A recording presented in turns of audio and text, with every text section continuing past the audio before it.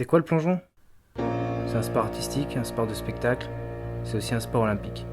Quand on plonge en compétition, qu'on réussisse ou qu'on échoue, on montre qu'une seule facette de nous. On expose notre travail, nos entraînements, on s'exprime physiquement. À aucun moment les gens perçoivent ce qu'on vit réellement, mentalement.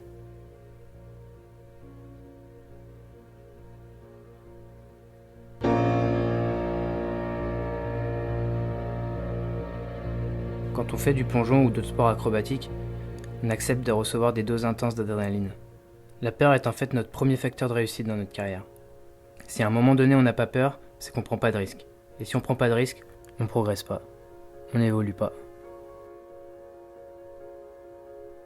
La peur est tellement intense sur un nouveau plongeon qu'on est incapable de dire comment on a fait pour entrer par la tête après l'avoir effectué.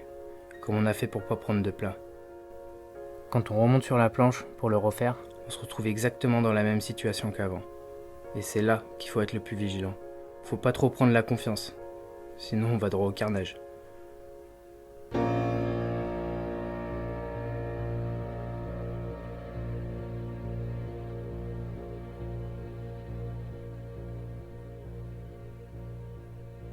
La peur ne s'applique pas qu'au nouveau plongeon, on la ressent quand on est fatigué par exemple.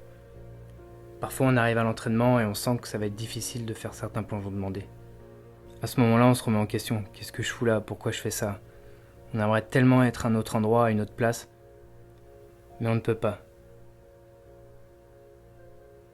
Si l'on veut vraiment atteindre notre but ultime, notre rêve des Jeux Olympiques, on doit se surpasser, encore et encore.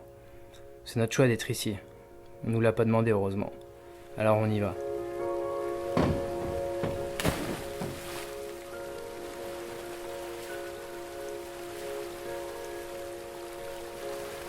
Dans un entraînement, on doit être constamment vigilant. Le but dans le plongeon, c'est d'avoir une trajectoire optimale. Ça implique de prendre des risques jusqu'à parfois frôler le plongeoir.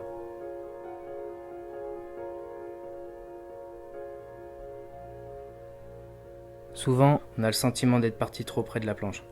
Et dans les airs, on se dit, ça y est, cette fois-ci je vais toucher, je suis trop près. Et là, quand on sort de l'eau, on a un énorme soulagement.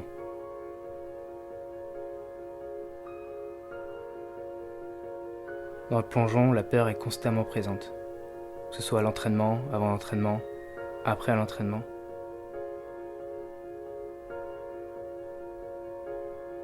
J'ai vécu tout ça pendant 20 ans. En participant à l'histoire du plongeon français, c'est une partie de ma vie que j'ai écrite. En mettant un terme à ma carrière, c'est un chapitre qui se termine, mais pas la fin du livre.